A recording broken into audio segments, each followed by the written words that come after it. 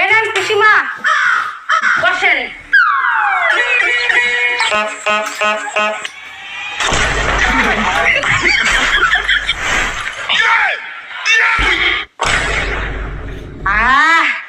এই না হলো চেয়ার। এরকম চেয়ার কথাই তো বলছেন।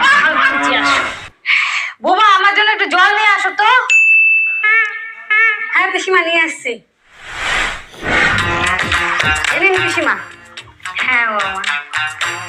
ও তুমি গুরু মন্ত্র নিচ্ছ তো না? এখনো নেওয়া হয়নি।